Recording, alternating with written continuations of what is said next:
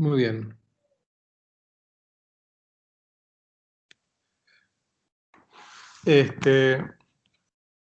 Dentro de su autoenseñanza logró aprender latín, y lo que supo de matemáticas en gran medida lo aprendió solo, salvo eh, tenía un amigo matemático llamado Luca Pacioli, importante como matemático. Luca Pacioli había escrito una obra llamada, digamos, o compendio de aritmética, geometría, proporciones y proporcionalidad, y otra llamada acerca de la proporción divina, de divina proporzione.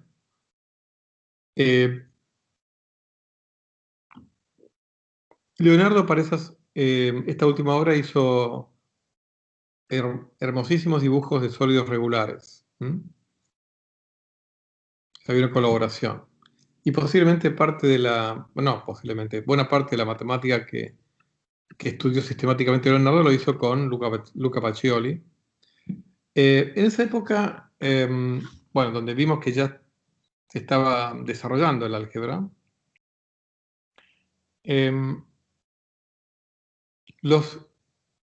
hay un instrumento que se llama ábaco, que, bueno, después lo puedo buscar por internet, alguna imagen. Que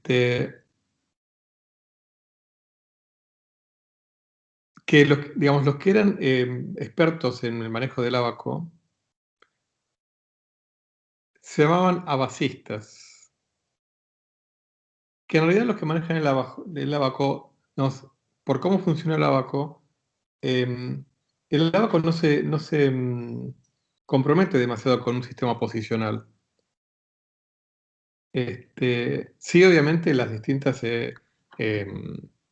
bolitas tienen distintos valores, ¿no? De 10, pero digamos, y además está el contexto del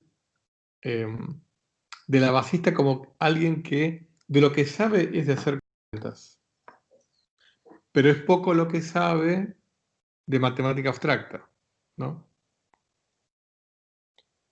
Simplificando las cosas. Y los partidarios del sistema posicional indoarábigo, pero también de esta naciente y creciente disciplina de la matemática llamada álgebra, ¿no? Inaugurada en Europa por Fibonacci, más que nada, llamados los algoristas. Bueno, Leonardo, uno podía enmarcarlo más dentro del grupo de los abacistas, los que eran muy duchos para hacer cálculos, cuentas, pero no tenían tanto manejo de cuestiones abstractas y algebraicas.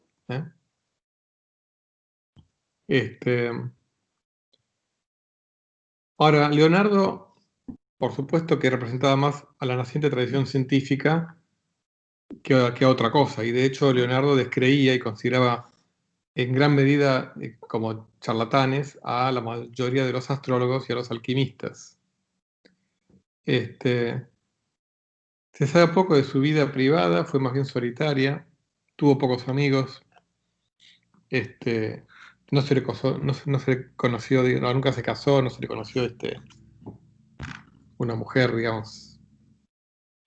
La vida, no se le conoce la vida,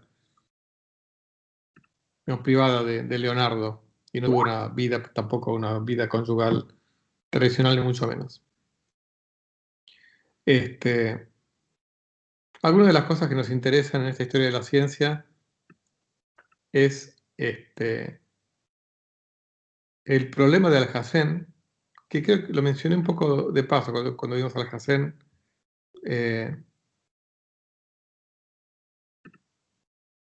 Sí, hay el comentario que hace Santiago, sí, hay rumores sobre eso, pero bueno, como es la vida privada, es probablemente que sí. El problema de Alhazen lo que plantea es, dado una fuente de luz, ¿no?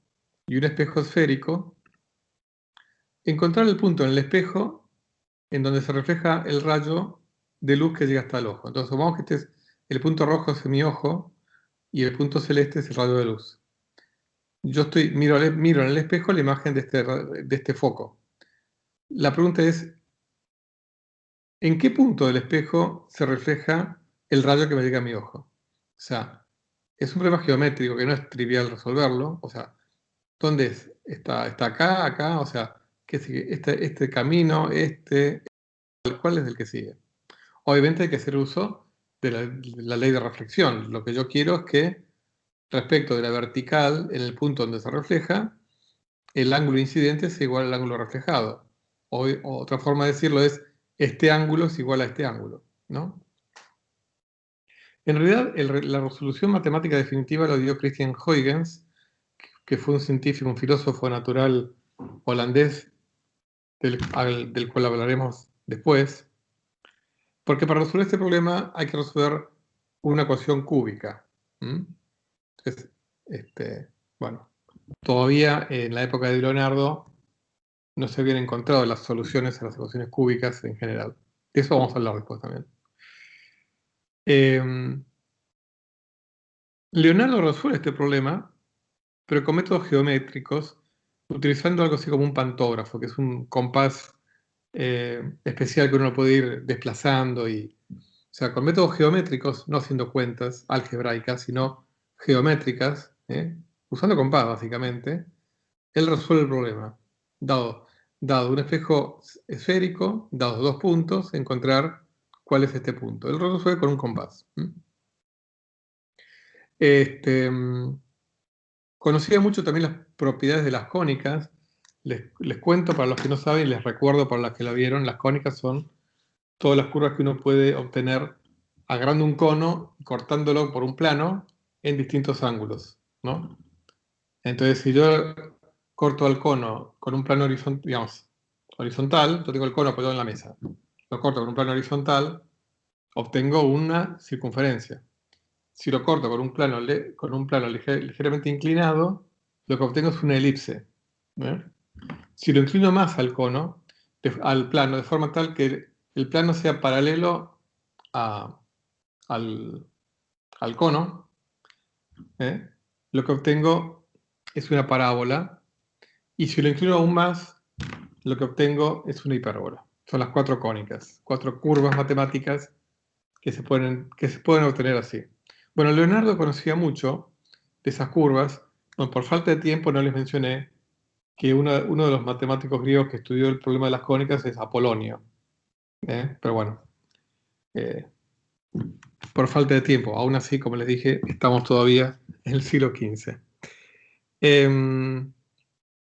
También jugó un poco con problemas geométricos que involucraban infinitesimales. En este sentido, siguiendo obras de Arquímedes, que el propio Leonardo también había leído o conocía, ¿no? Este tema de dividir superficies en una cantidad muy grande de pequeños rectángulos. O sea que también coqueteó de alguna manera con el cálculo infinitesimal que todavía no existía, ¿no? En ese sentido, al igual que Arquímedes, digamos, calculó el centro de gravedad de distintas figuras, y en particular lo logró para un semicírculo. El centro de gravedad de un semicírculo, lo que hizo fue dividirlo en un gran número de triángulos. Se los cuento. Acá en el dibujo aparece otro problema que matemáticamente es similar al problema este que les dije digamos, nada más que acá yo estoy del lado de afuera, acá estoy del lado cóncavo del espejo convexo, del espejo, perdón, esférico. Si este espejo también es de espejo de doble faz, puedo estar del lado convexo y también plantearme lo mismo. Yo tengo una fuente luminosa, el sol, por ejemplo, bueno, y observo el espejo esférico, ver en qué punto del espejo se refleja la imagen, en este caso del sol. Geométricamente es parecido, tiene el mismo grado de dificultad este problema que este.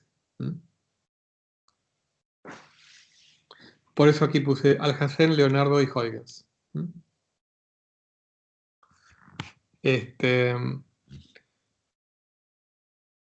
Leonardo, en cuanto a la mecánica, ¿no?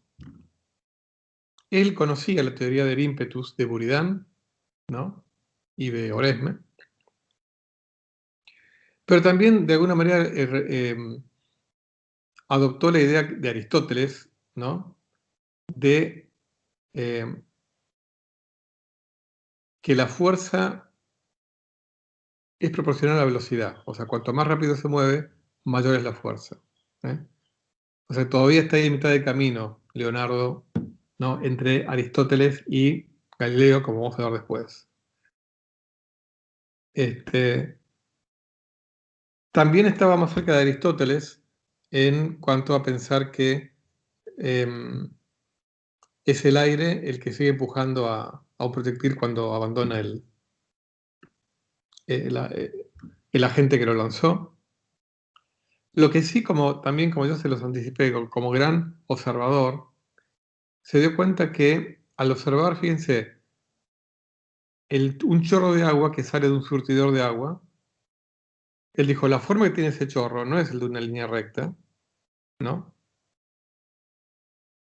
Y tampoco en ninguna parte es una línea recta, ni siquiera se acuerdan Alberto de Sajonia, esa solución intermedia de una recta, un cuarto de círculo y otra recta caída, vertical. Leonardo dijo, la trayectoria de un proyectil, la forma, debe ser parecida a la forma de un chorro de agua que sale de una manguera. Y observó que ese chorro de agua en ningún momento es recto. En el sentido, Leonardo dio un paso adelante, ¿no? En el camino a la resolución completa del problema que le va a dar Galileo, ¿no? Entonces, eso muestra, digamos, a Leonardo como un gran observador, ¿no? Algunos especulan, pero eso es especulación, ¿no? Que esta gran creatividad y polifacetismo de Leonardo quizás sea debido en parte, no solamente a su genio, sino a que como tuvo una formación clásica, no estuvo agobiado por la cantidad de lecturas por las cuales tiene que pasar cualquier alumno que sigue en esa época, ¿no? Estudiar el trivium, el quadrivium y toda la literatura clásica que ya en esa época había que estudiar en las universidades, ¿no? De todos los clásicos. Como él no leyó todos los clásicos obligadamente, como todos los que pasaron por la Universidad de París, o la de Oxford, o la de Padua, o la que sea, que quizá eso haya posibilitado que desarrolle tanto su genio. Pero bueno, son especulaciones, ¿no? Muy bien. Bueno, como el tiempo premia, vamos hasta acá con Leonardo, ¿no? Vamos a mencionar a Johann Müller Regiomontano dentro de lo que es el mundo de la astronomía, más que nada, y matemática. Regiomontano fue un astrónomo alemán, también del siglo XV, y lo mencionamos porque también es un eslabón importante, ¿no? En el camino que nos va a conducir, en este caso, a Copérnico. Como él se radicó en Italia, el regiomontano es un italianismo. En realidad el nombre de él era Johann Müller, pero como era oriundo de Königsberg, y Königsberg significa montaña real. Berg es montaña en alemán, König es relacionado a la corona, montaña real, montaña regia. Esto es regiomontano, ¿no? Fue un niño prodigio en matemáticas. Ya a los 11 años había ingresado a la Universidad de Leipzig, que era una universidad de la cual poco hemos dicho, pero bueno, en esa época ya era una de las universidades más prestigiosas del mundo alemán. Estudió dialéctica, también astronomía, y luego consolidó sus estudios cuando ingresó en la Universidad de Viena, donde también estudia astronomía. Fíjense que él termina sus estudios de matemática y astronomía a los 16 años. Un niño prodigio total. A punto tal que como la Universidad de Viena requería como edad mínima para otorgar un título de licenciado, de 21 años, tuvo que esperar 6 años para que le dieran el título. Entonces él se recibió, pero no se le dieron el título hasta que tuvo edad para que se lo dieran. Así se lo dieron recién en 1457.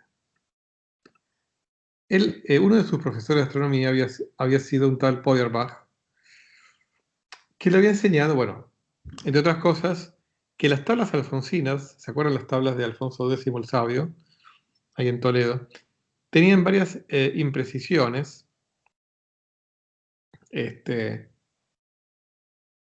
y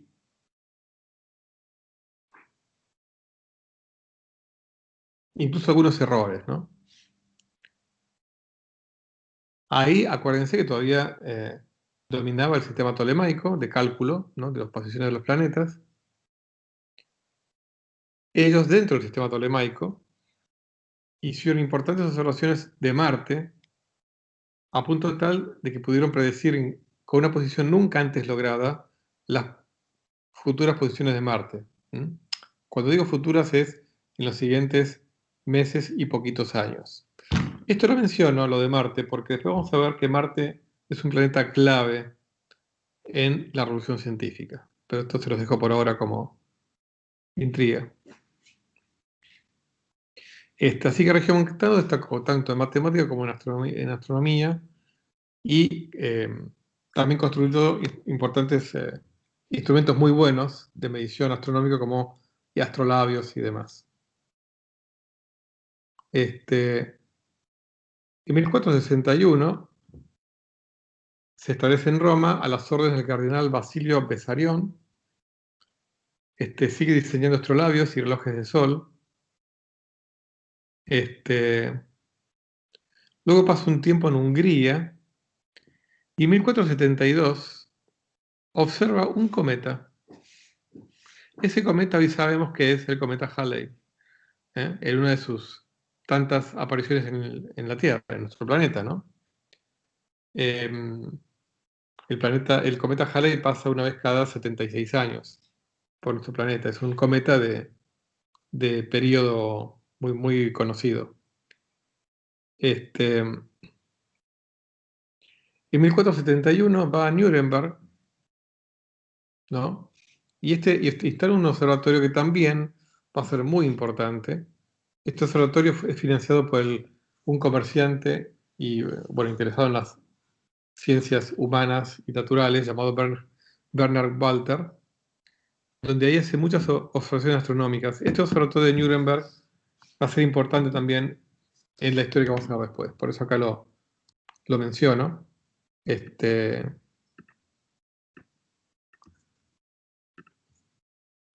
O sea, es como que Regiomontano deja huellas sobre las cuales después vamos a volver.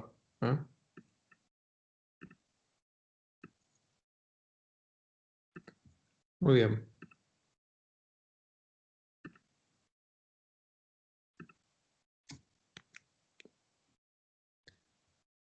Siempre, digamos, hablando de Regiomontano, hablamos de Gutenberg. Bueno, como les dije, Gutenberg en 1454 construye la primera imprenta, y Regiomontano es uno de los primeros científicos que descubre este invento, o digamos que le valora este invento como una forma formidable de divulgar información científica.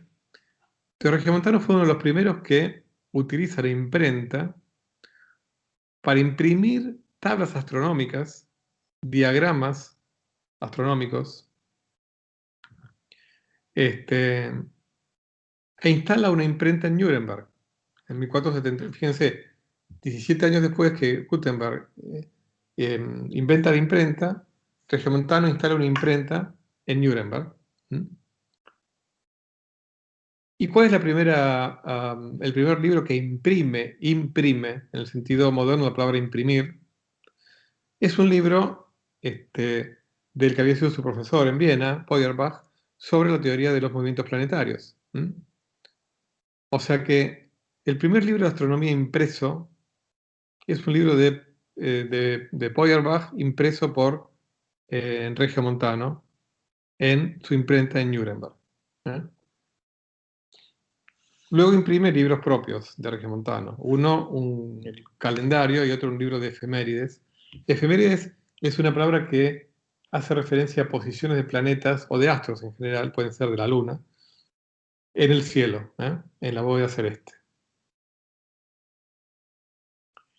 Les comento que estos libros no son cualquier libro, porque estos libros fueron reeditados muchas veces. Por aparte, digamos, para los navegantes, para los marinos, el conocer las tablas astronómicas digamos, futuras es fundamental para poder ubicarse en qué lugar del mar están.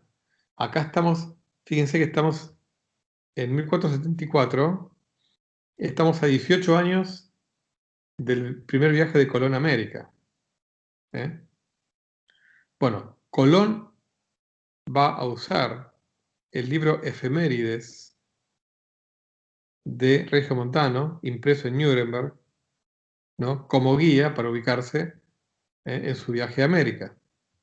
Que acuérdense que él sale sin saber dónde, o sea, pensando que va a ir a la India, ¿no?, a las Indias Orientales, ¿no? O sea, vieron cómo se entrelaza todo, ¿no? Bueno, Américo Vespuccio también lo usa, el libro Efemérides, ¿no? Porque cuando un marino está en la mitad del mar y quiere saber en dónde está, uno de los elementos que es importante que tenga es saber identificar los planetas que hay. Y bueno, por supuesto también saber identificar las estrellas para determinar su latitud y longitud. Obviamente la latitud es más fácil de conocer, la longitud no, porque ahí, digamos, tiene que tener algún otro método independiente de determinar el tiempo. Pero bueno, es otra cuestión que por el momento no vamos a entrar. Muy bien, hasta acá con Regiomontano. Ahora vamos a hablar de Domenico Maria Novara da Ferrara, que le puse como subtítulo El maestro del revolucionario. Ahora van a ver por qué lo llamo el maestro del revolucionario. Oriundo de Ferrara, falleció en Bolonia a comienzos del siglo XVI. Bueno, fue alumno de Regiomontano. Y también fue alumno de Luca Pacioli en lo que es matemática. ¿Se acuerdan? El amigo de Leonardo. En Florencia, ¿no? O sea que Domenico Maria Rovana era astrónomo por un lado y matemático por el otro, con una fuerte influencia neoplatónica. Durante 21 años fue profesor de astronomía en la Universidad de Bolonia. ¿Y qué pasa acá? A partir de 1496, tuvo como alumno nada menos que un tal Copérnico, el cual termina siendo asistente de Novara durante algunos años. Entonces, por eso digo, el maestro del revolucionario. Como algunos de ustedes saben, Copérnico va a ser el que propone el modelo heliocéntrico, o sea, destierra a la Tierra, valga el juego de palabras, del centro del mundo, ¿no? Según Freud, sería la primera herida narcisista que recibiría la humanidad, ¿no? Pero bueno, es un comentario al margen. Bueno, juntos, Novara y Copérnico observan el ocultamiento de la estrella Aldebarán por la Luna. Esto después lo va a usar Copérnico, se los comento, para refutar una de las consecuencias del modelo de Copérnico, que tiene que ver con la distancia de la Luna, ¿no? Pero bueno, esto después por ahí lo vemos esto. Lamentablemente, casi todos los escritos de Domenico Novara se perdieron, solo algunos almanaques astrológicos, ¿no?, que escribió para la Universidad de Bolonia. Así, bueno, menciona a Novara más que nada por haber sido el maestro de Copérnico, ¿ok? Y el alumno de Regiomontano. O sea, ven cómo se van. O sea, acá lo interesante de esto es que cuando uno estudia la historia de la ciencia, para bien o para mal, no involucra a miles de personas. Al menos en esta época, ¿no? Hoy en día sería otro cantar, pero digamos, en esa época, realmente involucra a un número de estudiosos contados con los dedos de las dos manos, en cada época. O sea, no hay mucha cantidad. O sea, son épocas en donde bueno, uno ahí también un poco entiende por qué de repente hay 200 años y no pasa nada. O sea, a veces cuestiones fortuitas pueden hacer o que florezcan un grupo de 5 o 10 intelectuales o que no florezcan. O sea, cuando uno tiene cantidad de personas tan pequeñas, ahí ya no vale ni la ley de los grandes números, ni la ley de las fluctuaciones estadísticas. Cuando uno tiene, o sea, o sí vale, en el sentido de que si uno tiene grupos de 5 personas, una fluctuación estadística puede marcar la diferencia entre un siglo revolucionario y un siglo estancado. ¿Tá? Es así. Muy bien, y por fin llegamos al primer gran protagonista de la revolución científica, ¿eh? Nicolás Copérnico. Oriundo de Torún, en la Prusia Real. En esa época pertenecía al reino de Polonia. Y falleció también en el entonces reino de Polonia, en Frunborg, otra localidad. Era hijo de mercaderes, porque su padre era mercader y su madre era hija de un mercader. Bueno, por supuesto, está de más decir que la sociedad era machista, digamos, no, la humanidad era machista hasta hace un par de minutos, ¿no? O sea, no había mercaderas. La madre era hija de un mercader, no es que la madre fuera mercader, ¿no? Eso estaba fuera de discusión. Lamentablemente era así. Bueno, acá ya aparece un tío Lucas importante. Bueno, entonces esta es una pequeña chance haciendo referencia a un tío Lucas famoso, digamos, famoso de la cultura popular. Su padre muere cuando Copérnico era niño. Entonces el tío Lucas Patzenrode, el joven, se hace cargo de él como tutor. Bueno, este Lucas Patzenrode era una persona importante, era príncipe obispo de Warmia, una región al norte de Polonia, lo cual esto le da un golpe importante a Copérnico de suerte en todo sentido. Porque su tío Lucas realmente le permite durante varios años estudiar lejos de su patria natal. ¿Eh? Arranca primero estudiando en la Universidad de Cracovia, por ahí, digamos, está dentro del reino de Polonia, ¿no? Entre el 91 y el 94, o sea, entre sus 18 y 21 años. Estudia matemáticas en la Universidad de Cracovia, además de todas las demás materias que la gente estudiaba en las universidades, ¿no? Eso está de más aclararlo. Pero finalmente después, de común acuerdo entre tío y sobrino, se va a perfeccionar sus estudios en, como vimos, una de las universidades más importantes en ese momento, la Universidad de Bolonia, donde estudió Derecho, Medicina, Griego, Filosofía y, como mencionamos antes, fue asistente de Novara. Claro, el tema era que el tío también quería que se fuera preparando para las tareas que le tenía asignado como futuro administrador de alguna comunidad en el Reino de Polonia. Por eso era importante que estudiara Derecho y vamos a ver que también Medicina, ¿por qué no? Lo que pasa es que realmente la pasión de Copérnico era la astronomía. No era ni el Derecho ni la Medicina, era la astronomía.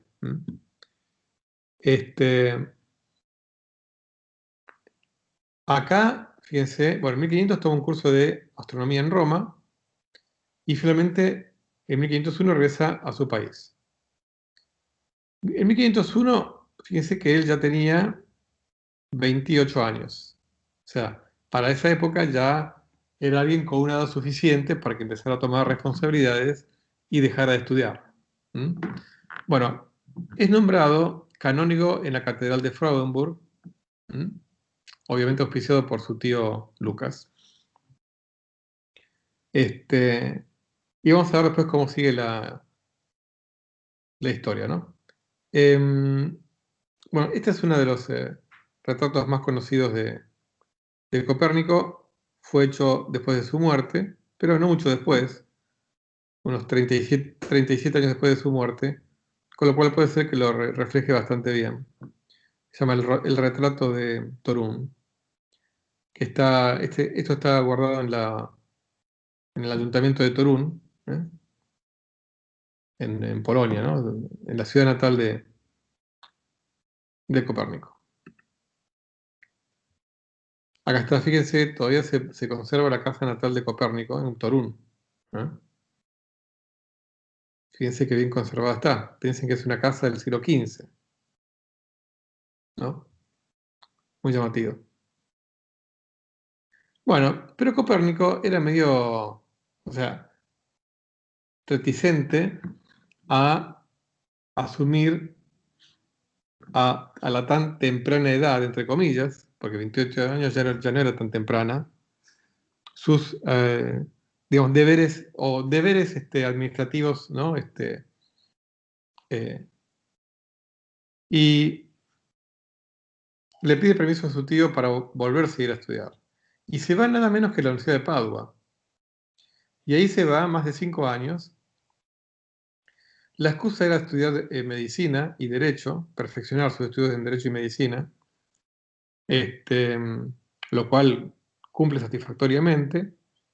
De hecho, obtiene el grado de doctor en derecho canónico. Pero lo que hace también es seguir estudiando astronomía, ¿no? Luego, entre 1506 y 1523, constantemente hace viajes. O sea, es como que regresa a Polonia, a veces se quedan importantes periodos, otros se queda, para los estándares de esa época, poco periodo, porque un viaje implicaba muchos meses, o sea, ¿no? Realmente, donde finalmente se instala definitivamente en 1523, o sea, cuando ya tenía como 50 años, ¿no?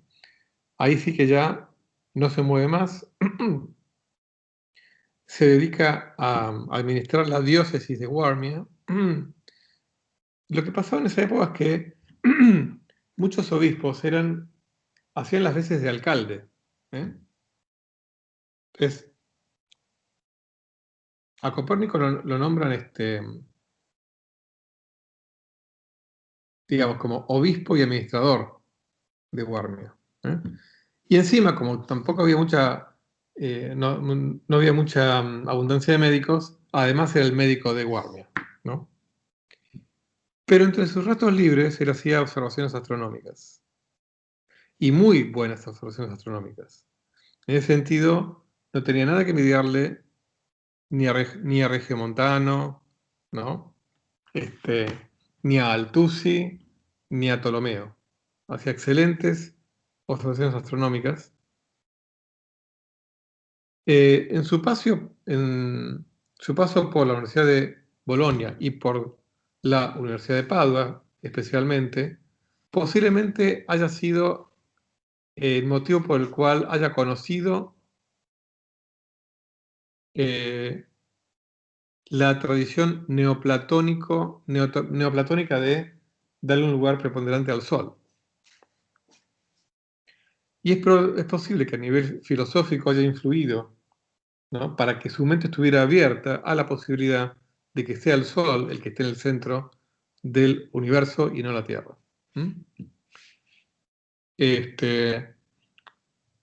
También por influencia posiblemente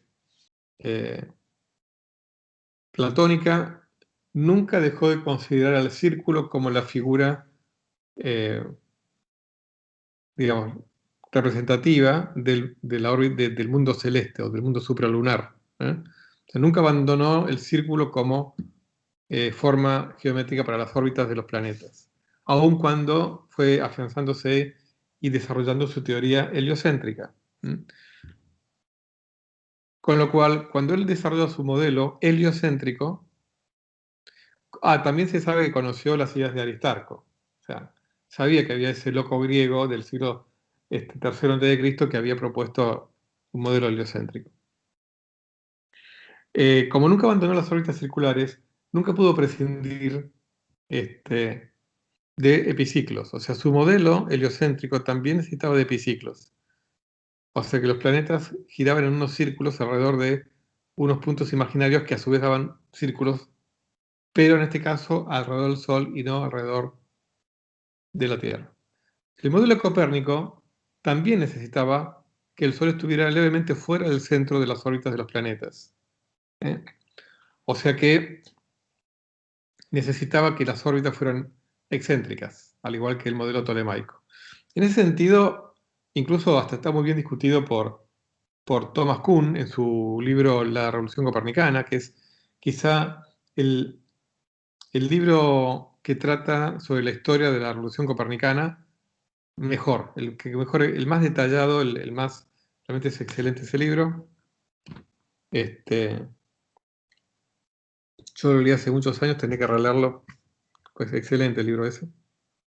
O sea, incluso es muy técnico por momentos, porque trata con detalle, ¿no? O sea, cómo fue que Copérnico fue desarrollando, porque se dio cuenta que su modelo era más práctico que el tolemaico.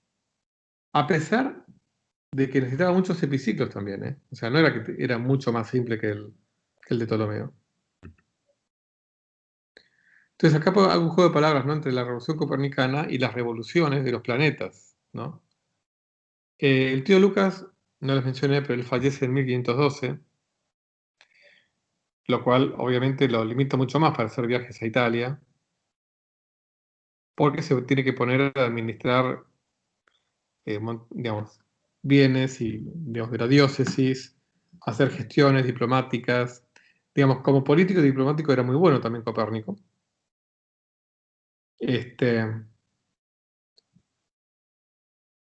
Y su obra más importante, La Revolución de las órbitas celestes, le llevó muchos años. Fue una cosa que fue madurando de a poco, ¿no?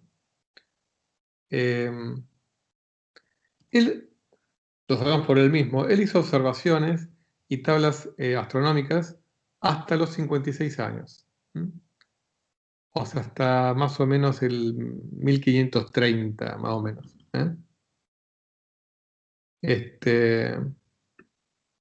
Y realmente confeccionó tablas astronómicas de excelente calidad. O sea, bueno, si no tampoco hubiera podido hacer la revolución que realizó. Pero él también tenía acceso a las tablas alfonsinas y otras tablas, ¿no? La obra, digamos, la fue escribiendo de a poco a lo largo de, fíjense, 25 años, entre 1507 y 1532. Pero claro, como buen político y clérigo que era, tenía miedo de que su publicación le provocara problemas con el pensamiento ortodoxo, ¿no?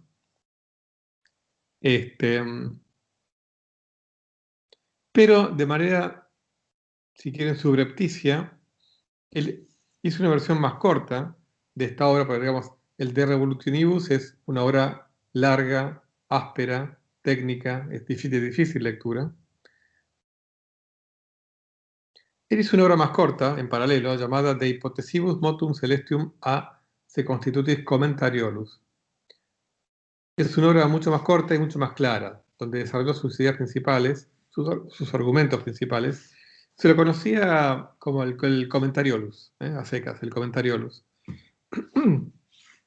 Y permitió e hizo varias copias como para que circulara de una forma extraoficial en el mundo intelectual y también en parte del mundo eclesiástico. Es como que Copérnico quiso como probar a ver qué comentarios podía despertar, ¿no? Estas ideas revolucionarias, porque en realidad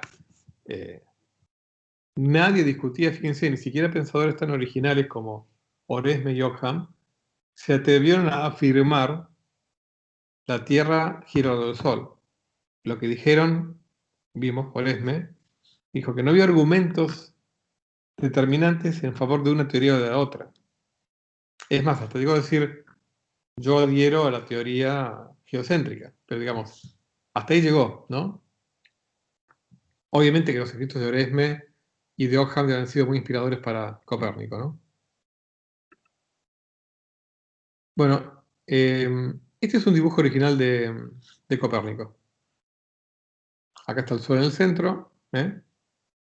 Mercurio, Venus, Tierra, todo esto en latín, ¿no? Teluris, Marte, Martis, Jovis, Saturno, Saturnus, bueno, que el planeta más lejano visible a simple vista. Y bueno, las estrellas fijas, ¿no? Ese es el modelo de Copérnico. Y este es un dibujo de Copérnico.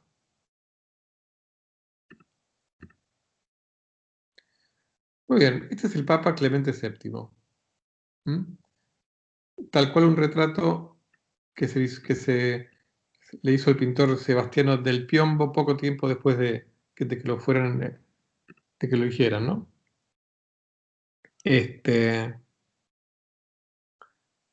Entonces, un teólogo conocido de Copérnico, Johann Albrecht Wittmannstetter, en 1533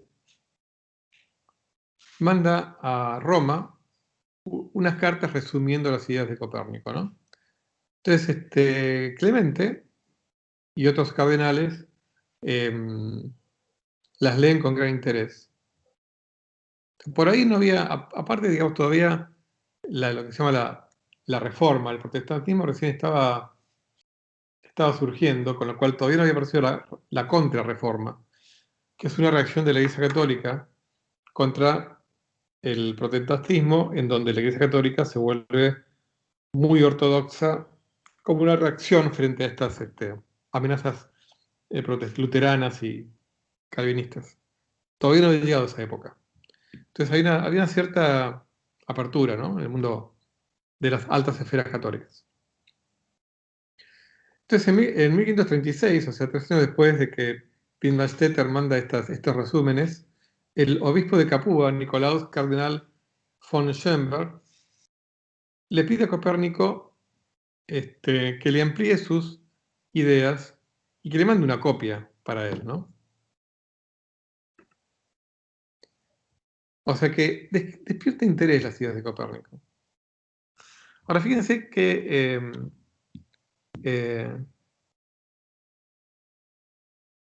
qué interesante, porque, digamos, la revolución copernicana, perdón, la,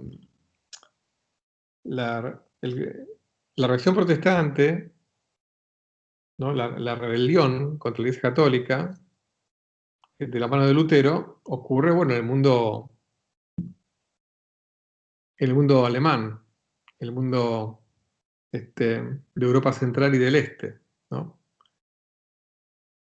En ese mundo había una creciente cantidad de clérigos luteranos, ¿no?, que ya se habían, digamos, volcado a la causa de Lutero, que tenían una mente bastante abierta.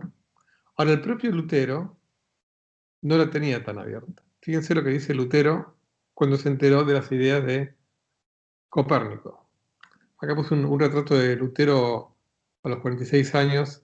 Este retrato lo pintó Lucas Cranach el Viejo, en 1529. O sea, Lutero era contemporáneo de Copérnico, ¿no? Dice: la gente le da oídos a un astrólogo advenedizo. Parece que no lo tenía en buena estima a Copérnico, Lutero, que se esforzó a mostrar que la Tierra gira y no los cielos o el firmamento, el sol y la luna.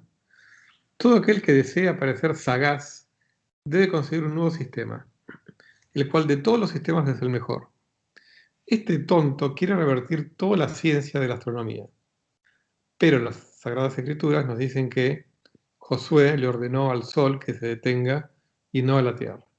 Bueno, acuérdense que Lutero justamente lo que propone es que no haya intermediarios entre los devotos y la lectura de la Biblia, que cada cual haga su propia lectura de la Biblia, pero además, digamos, Lutero en particular se tomaba al pie de la letra de la Biblia. Entonces, si la Biblia dice que Josué le ordenó al sol que se detenga, implícitamente está diciendo que era el sol, es el sol el que se mueve, no la tierra. Si no, Josué le hubiera dicho a la tierra que se detenga. Así bueno, a Lutero no le cayó muy bien las ideas heliocéntricas de Copérnico. Lo llama el Benedizo, ¿no? Lo llama, o sea, todo aquel que desea parecer sagaz. Es como que con tal de destacarse es capaz de proponer las ideas más locas, ¿no? O sea que la primera reacción contraria a las ideas de Copérnico son del mundo, del naciente mundo luterano protestante y no del mundo católico. Entonces acá entra en escena Rético o Georg Joachim Rheticus, un matemático y astrónomo oriundo de Feldrich, que estaba en el Archiducado de Austria. El Archiducado de Austria pertenecía al Sacro Imperio Romano. El Archiducado de Austria es básicamente la actual Austria, ¿no? Y falleció en el Reino de Hungría. Bueno, ¿se acuerdan del mapa que les mostré al principio de la clase? Bueno, cuando falleció, el Reino de Hungría estaba bajo los Habsburgo, en Kassa, que es una localidad en la actual Eslovaquia.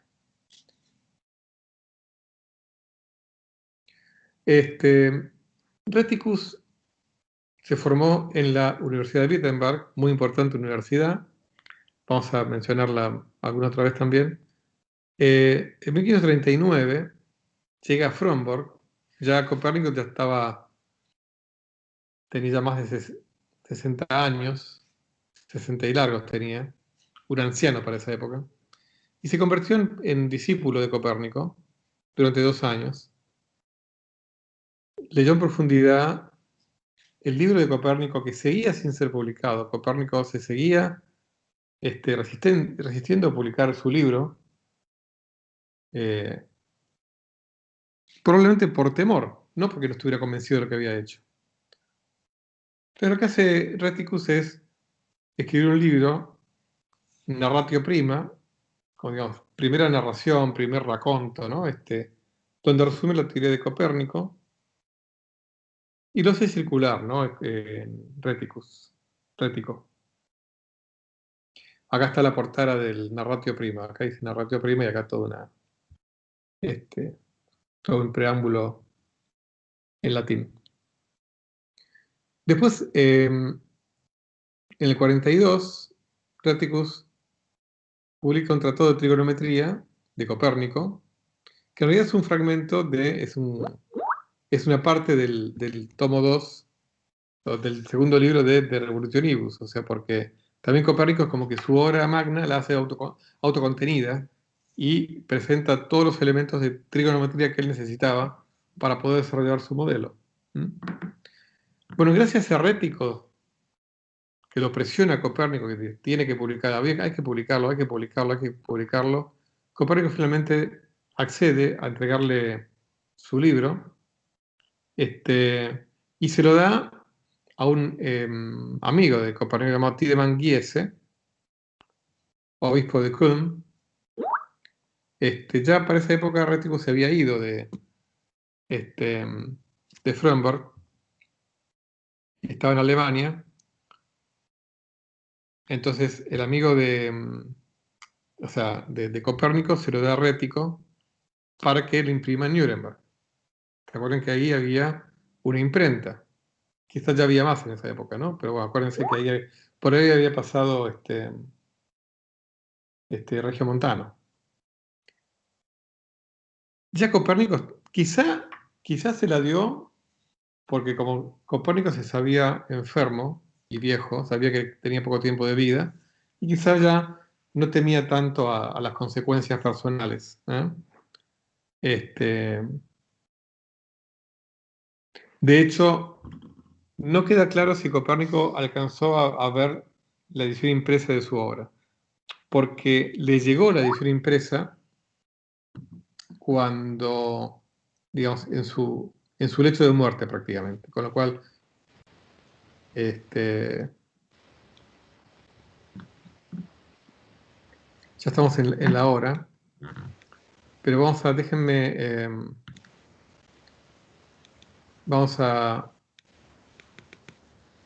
terminar la clase de hoy con esta transparencia.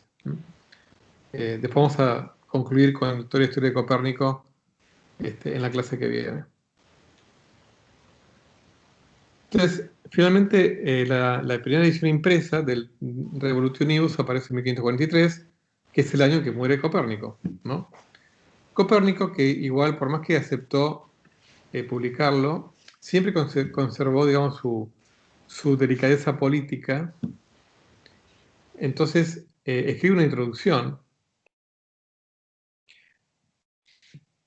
en la que le dedica la obra al Papa, en ese momento, el Papa Pablo III. Acá puse una pintura del Papa, una obra de Tiziano de 1543, ¿no? Y ahí hay una advertencia al lector, pero de esa advertencia, digamos, Copérnico no tuvo control, de un tal Andreas Osiander, donde dice que digamos, el carácter de esta obra es netamente calculista. No queda claro de si Copérnico hubiera estado de acuerdo con esta carta que le incorporó Andreas Osiander a la edición impresa.